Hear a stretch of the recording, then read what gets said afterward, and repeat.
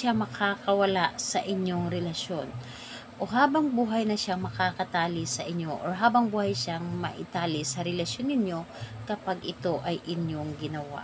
Hello mga guys, kumusta kayo? Panibagong araw, panibagong video na naman tayo, and sa araw na ito ay isa na namang video ang aking ituturo sa inyo na simpleng gabay o simpleng pamamaraan na makakatulong sa atin. At bago ang lahat, gusto ko lang mag-disclaimer sa mga taong hindi naniniwala at hindi gusto ang mga kagaya nitong video.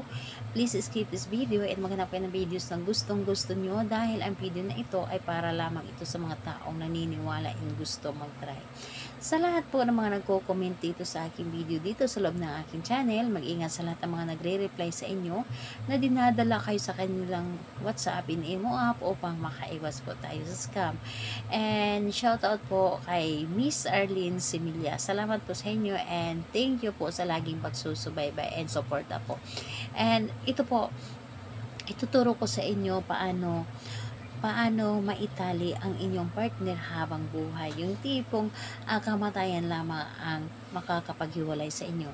Alam nyo ba sa bawat ritual ay isa ito sa makakatulong sa ating relasyon na lalong patatagin at hindi ito magluloko ang ating partner, dahil lahat naman tayo ayaw natin magloko ang ating partner, ayaw natin na meron tayong kahati sa puso niya, and kaya naman gagawa tayo ng isang mga hakbang na para yung partner natin ay hindi magloko at hindi ito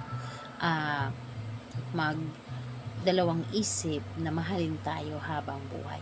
So kailangan natin dito ng ating gamitin, kailangan mo dito ng panali.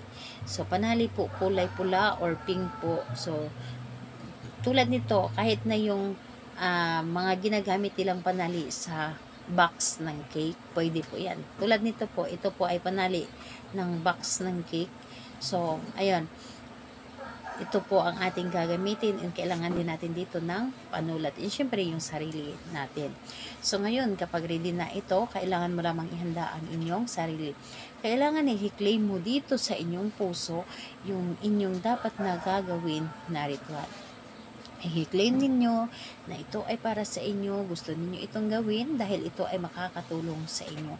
I-claim po ninyo na isa sa mga dahilan na para maitali ang inyong partner. So kapag ready ka na, pwede mo na itong umpisan. So ang gagawin mo lamang dito, napakadali lamang. Dito sa inyong hinliliit. Dito sa inyong hinliliit, pwedeng dito sa kanan, pwedeng sa kaliwa.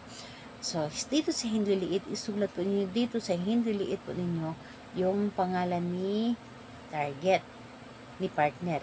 Pangalan niya at apelyido dito po sa hinliliit po ninyo. And kapag naisulat nyo na dito ang kanyang pangalan at apelyido, ang gagawin po ninyo gamit ang panali, itatali ninyo kung gaano ito kahaba.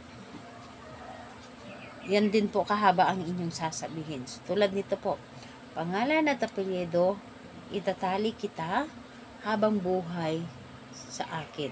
Itatali kita hanggang sa ako ay mamatay. Itatali kita at hindi ka magluloko sa ating relasyon. Ako lamang ang inyong mamahalin habang buhay. Tatalian kita na hindi ka makakawala sa relasyon natin. So kung ano pa man ang dapat ninyong sabihin, ay sabihin nyo na. And ayun po, sabihin ninyo dito lahat-lahat gamit ang panaling ito. So, ubusin nyo lamang ang taling ito. Itatali po ninyo hanggang sa matakpan yung pangalan niya dito at apelyido sa inyong hinliliit. So, sasabihin mo lamang at i-claim po ninyo na siya ito ay inyong tinatalian upang hindi siya makakawala sa inyo. So, ayun po, kapag naitali na ito, mga ilang segundo lamang, sa pamamagitan nito, ikaw ay nakatali na sa akin at hindi ka makakawala sa akin. Habang buhay mo ako mamahalin at higit pa sa iyong sarili ang inyong pagmamahal sa akin. Hindi mo magawang magloko at hindi mo ako gawang saktan.